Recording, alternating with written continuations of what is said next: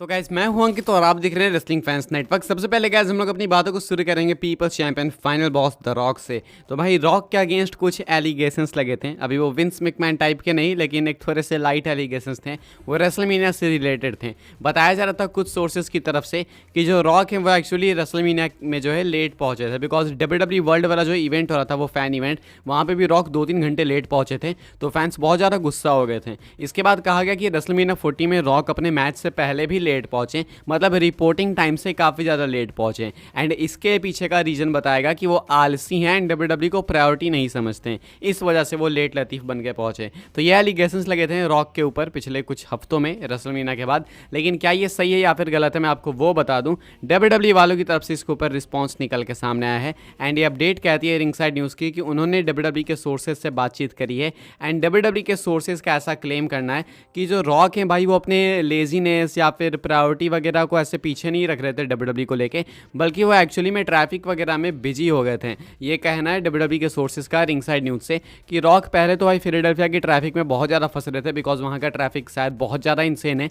दूसरा कि वो डब्ल्यूडब्ल्यू के साथ अदर कमिटमेंट्स को निभाने की वजह से और ज़्यादा लेट पहुँच रहे थे, मतलब रिपोर्टिंग टाइम से लेट पहुँच रहे थे। तो रेसलमेनिया में भी जो लेट हुआ भाई रॉक का वो डब्ल्यूडब्ल्यू के अदर वर्क को ही लेके हुआ, साथ में जो डब्ल्यूडब्ल्यू वर्ल्ड इवेंट के अंदर भी लेट हुआ वो भी डब्ल्यूडब्ल्यू के अदर प्रोजेक्ट्स की वजह से हुआ, अदर कमिटमेंट्स की वजह से हुआ। यानी रॉक भाई अगर रेसलमेनिया में लेट पहुंचे तो वो डब्ल्यूडब्ल्यू से रिलेटेड ही कोई और चीज़ कर रहे थे। तो ऐसा नहीं है कि रॉक ने भाई लेजीनेस दिखाई या फिर वो डब्ल्यूडब्ल्यू को अपनी प्रायोरिटी नहीं समझ रहे थे, ऐसा तो बिल्कुल नहीं दिखता भाई, बिकॉज रेसलमेनिया में रॉक ने अपना बेस्ट दिया है। मुझे लगता है शायद रॉक ये पिछले डेकेड में ऐसा कभी नहीं देखने को मिले थे जितना इस साल रेसलमेनिया में देखने को मिले। तो वो अप्रिसिएट करने लायक है, ना कि रॉक के ऊपर इंजाम लगाने लायक कि भाई वो लेज़ी है, डब्ल्यूडब्ल्यू को प्रायोरिटी नहीं समझता है, ऐसा है वैसा, ये सब नहीं होना चाहिए। तो अभी के हिसाब से भाई क्लैरिफिकेशन है यही उन एलिगेशंस को लेके कि रॉक एक्चुअली में ट्रैफिक में एंड डब्ल्यूडब्ल्यू के अदर कमिटमेंट्स की वजह से लेट हो जा रहे थे। बाकी भाई उन्होंने अपना बेस्ट करने की कोशिश करी है, जिनको नहीं पसंद आया वो ठीक है, जिनको आया पसंद वो भी बहुत अच्छी बात है। इसके बारे में आप क्या सोचते हो कॉमेंट करके बताना। आगे बढ़ते हैं गाइस, बात करते हैं अगली स्टोरी के बारे में जो कि आइसो स्पीड को लेके। तो आइसो स्पीड आज फिर से मंडे नाइट रॉ के अंदर देखने को मिले थे एंड डब्ल्यूडब्ल्यू उनसे काफ़ी खुश दिख रही है उनके वर्क से, स्पेशली इस पर हम लोग आएंगे, लेकिन उससे पहले मैं आपको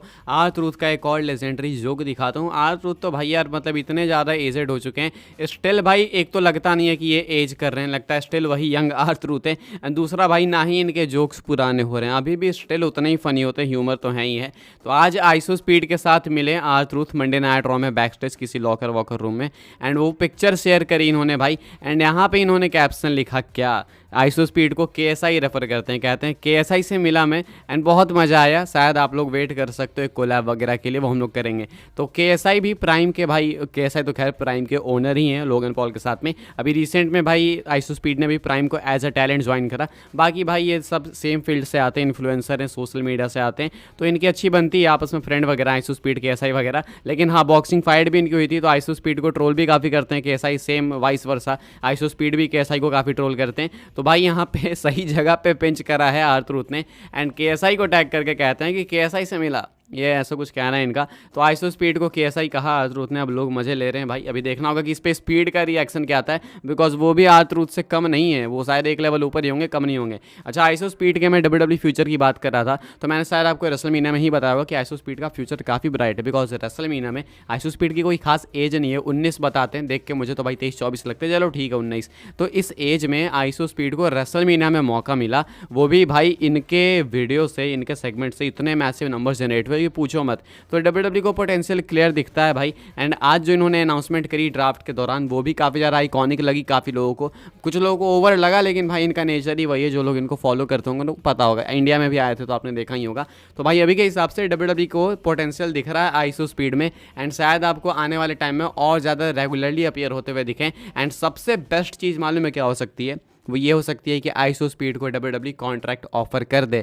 रियली में ये चीज़ हो सकती है, बिकॉज डब्ल्यूडब्ल्यू सोशल मीडिया पे काफ़ी फोकस कर रही है एंड जितना कन्वर्जन आइसो स्पीड ला के देंगे शायद उतना लोगन पॉल भी नहीं दे पाएंगे। तो लोगन पॉल तो देते हैं, जितना देते हैं अच्छा देते हैं, उनसे डबल देंगे आइसो स्पीड। तो डब्ल्यूडब्ल्यू चीज़ को कंसीडर जरूर से करेगी। रेसलमेनिया के बाद ये दूसरी बार अपीयर हो गया आइसो स्पीड, तो इनके लिए प्लान्स कुछ पक रहे हैं। क्या कुक हो रहा है वो मैं आपको बताऊँगा अगर मुझे कुछ और पता चलेगा। तो अभी के हिसाब से या फॉर श्योर आप लोग वेट कर सकते हो कि कुछ होगा इनको लेकर। आगे बढ़ते हैं गाइस, बात करते हैं अगली स्टोरी के बारे में जो कि रैंडी ऑर्टन को लेके, तो भाई Randy Orton and Cody Rhodes का मैच डाउन द रोड आपको देखने को मिल सकता है। या तो खैर आपको भी पता होगा, लेकिन कब सवाल ये है कब होगा।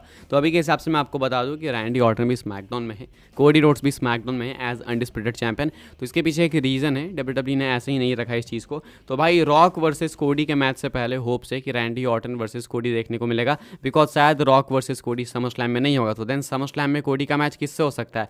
Probably Randy Orton, because SmackDown में ऑप्शंस की भी कमी है कोडी के लिए। एज स्टाइल्स तो एक अच्छे भाई कंपेटिटर हैं, अपोनेंट है एज स्टाइल्स कोडी रोड्स के लिए। रैंडी ऑर्टन भी एक टॉप टियर अपोनेंट होंगे, बेस्ट अपोनेंट होंगे, ऐसा मेरे से पूछ लो तो। बाकी कुछ फिर गिने चुने बच जाते हैं भाई, एले नाइट के साथ मैच करा दोगे, लेकिन उसमें इंटरेस्ट बनेगा नहीं।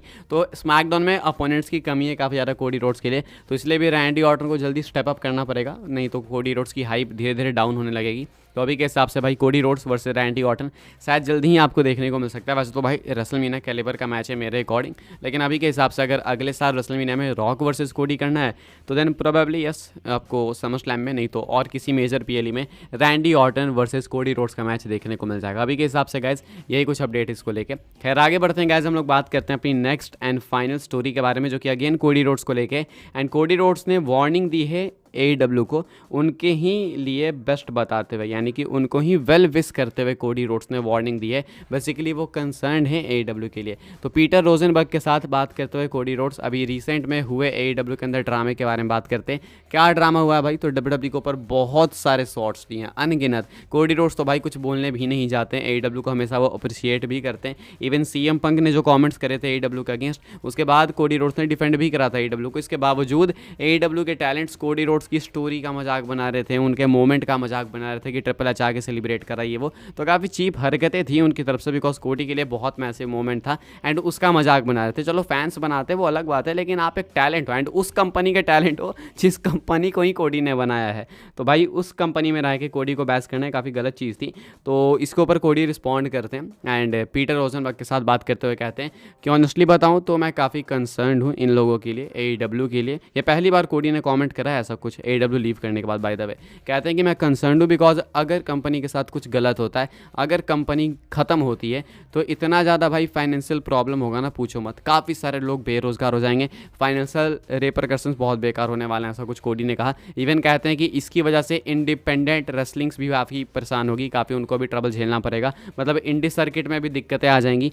तो लोग समझ नहीं रहे इस चीज़ को। कोडी कहते हैं कि ये चीज़ समझ नहीं रहे लोग कि AEW का डाउनफॉल अगर आ गया तो भाई बहुत दिक्कत हो जाएगी, बिकॉज फाइनेंशियल प्रॉब्लम्स रेसलर्स को, फिर इंडी रेसलिंग को, और भी बहुत सारी चीज़ें आ जाएंगी भाई सामने, जो कि आप सोच भी नहीं सकते। ऐसा कोडी का कहना है। एंड कोडी भाई हवा में बात नहीं कर रहे, बिकॉज उन्होंने भाई इस कंपनी को बिल्ड करने में जी जान दी है अपनी। एंड कोडी मेन लोगों में से एक थे भाई। टोनी खान तो चलो मेन हो गए, उसके बाद कोडी रोड्स, फिर यंग बक्स, ये कुछ टॉप के बंदे हैं जिन्होंने कंपनी को स्टार्ट करा। तो अगर कोडी रोड्स ये बात कह रहे हैं तो भाई ये कोई जोक नहीं है, इस चीज़ को सीरियसली लेना चाहिए।